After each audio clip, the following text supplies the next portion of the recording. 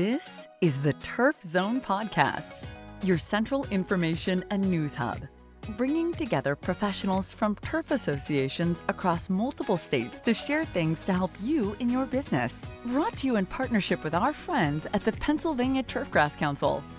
Now, let's get in the zone. Welcome to the Turf Zone. In this episode of Pennsylvania Turfgrass, we feature an article titled KAFMO's Brad Jakubowski honored with 2020 STMA Founders Award. When Penn State Plant Science instructor and KAFMO Board member Brad Jakubowski learned that he was slated to receive a 2020 STMA Founders Award, he said he was utterly speechless and humbled. "I felt so honored being considered for an award for an association I've grown to love." Brad joins 3 other KAFMO members as recipients of the Daniel Founders Award for Educators: Jeff Fowler in 2005, Dr. Andrew McNitt in 2000, and Dr. Donald Waddington in 1999. He is the 10th KAFMO member to receive an STMA Founders Award. STMA's highest honors, the Founders Award, recognize those members who have made significant contributions to STMA and to the profession. Founder Dr. William Daniel set the pattern for educator and researcher involvement in STMA. The partnership between educators and researchers and the sports turf managers who incorporate these advances on the field is key to the progress in the industry. The Daniel Award recognizes an individual who has made significant contributions to the industry through research, teaching, or extension. Deep roots.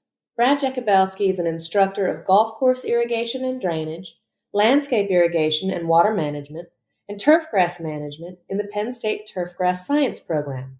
He also manages PSU Turf Science's digital presence. As a PhD candidate, he is studying impact attenuation on natural and synthetic athletic turfgrass fields.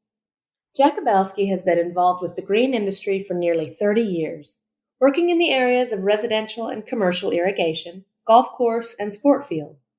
He previously directed the 2-year sports turf management program for the University of Nebraska and helped to develop their new turfgrass and landscape management degree program.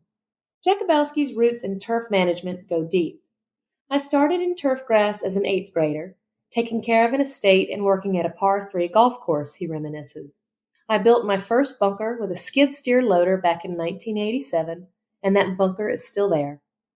His background in sports turf deepened while directing the University of Nebraska's 2-year sports turf management program. He asked Tony Koski from Colorado State University where to take his students for a turf conference, and he heard about the STMA.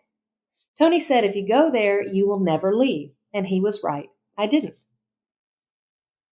He is a 15-year member of STMA, co-founder of the STMA Intercollegiate Student Challenge, and recently served on the STMA Board of Directors.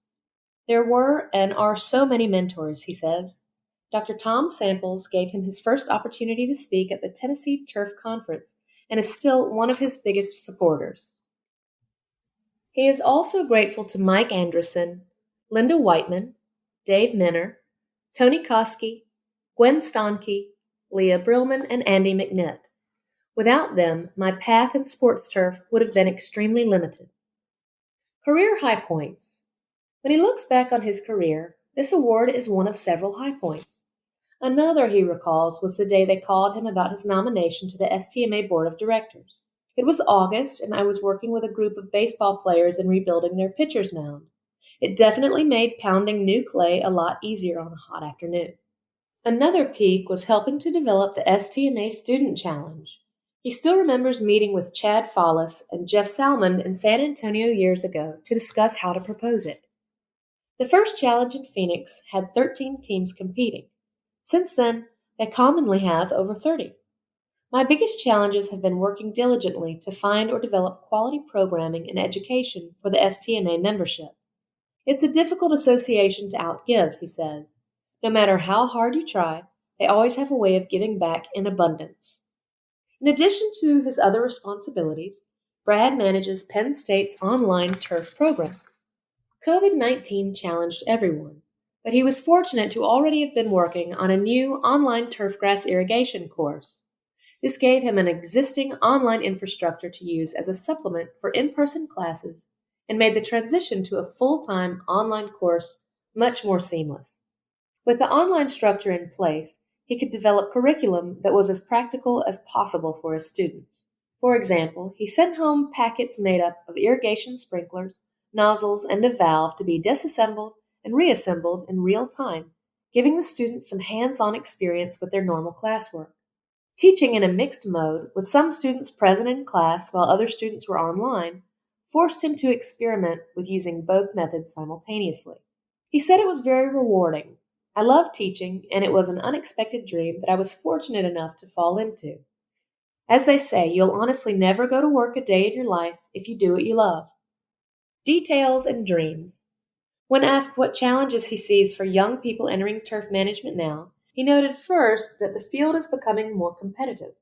Make the most of every learning opportunity, whether in the classroom, on the field, or working around the home. He advises aspiring turf managers to take advantage of internship opportunities. There are so many good turfgrass managers willing to help you learn as much as possible. It would be crazy not to. Do multiple internships.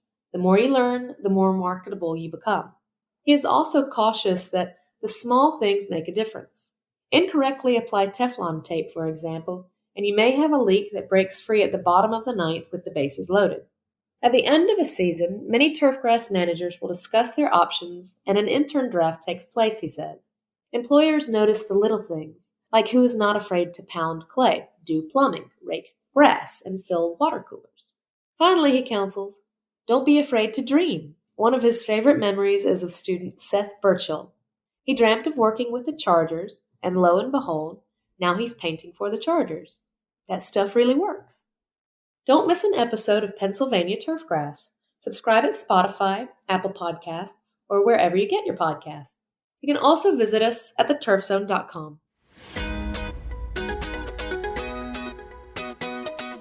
You've been listening to The Turf Zone.